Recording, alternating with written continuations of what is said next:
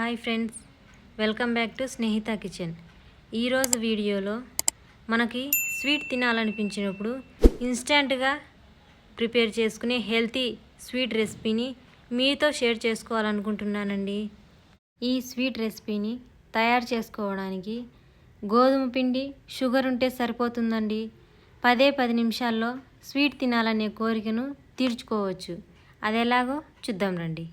ముందుగా స్టవ్ పైన గిన్నెను పెట్టుకొని 1 కప్పు షుగర్ వేసుకోండి. మనం షుగర్ ఏ కప్పుతో అయితే తీసుకున్నామో అదే కప్పుతో 1.5 కప్పు వాటర్ వేసుకోండి. మంటని మీడియం ఫ్లేమ్లో ఉంచి షుగర్ మొత్తం కరిగేంత వరకు కలుపుతూ ఉండండి. ఈ స్వీట్ ప్రిపేర్ చేయడానికి పాకం అలా ఏం అవసరం లేదండి. షుగర్ మొత్తం కరిగితే సరిపోతుంది. షుగర్ మొత్తం కరిగాక దీన్ని పక్కన పెట్టేసుకోండి.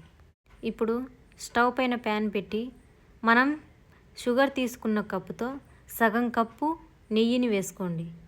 మీరిక్కడ మొత్తం నెయ్యే తీసుకోవాలని ఏం లేదండి.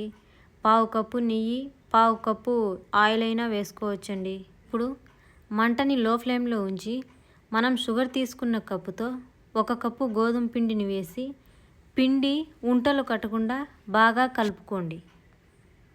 చూడండి, వీడియోలో చూపించిన విధంగా పిండి కలర్ మారేంత వరకు మంటని లో ఫ్లేమ్లోనే ఉంచి కలుపుతూ ఉండండి.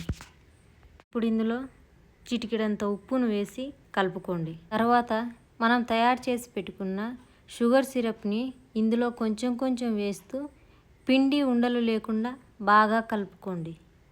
ఈ షుగర్ సిరప్ని కొంచెం కొంచెం వేస్తూ కలుపుకోవడం వల్ల పిండి ఉండలు కట్టకుండా సాఫ్ట్గా వస్తుందండి.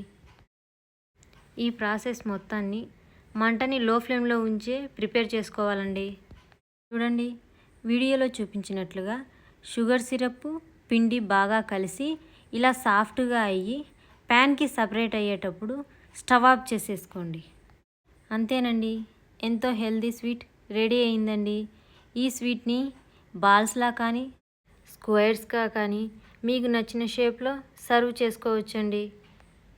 ఈ స్వీట్ని పిల్లలైతే చాలా ఇష్టంగా తింటారండి. మీరు కూడా ట్రై చేసి టేస్ట్ ఎలా వచ్చిందో కామెంట్ చేయండి. వీడియో మీకు నచ్చినట్లయితే లైక్ చేసి మన స్నేహిత కిచెన్ ఛానల్ని సబ్స్క్రైబ్ చేయండి. ఈ వీడియోని మీ ఫ్రెండ్స్కి, ఫ్యామిలీ మెంబర్స్కి షేర్ చేయండి. Thanks for watching.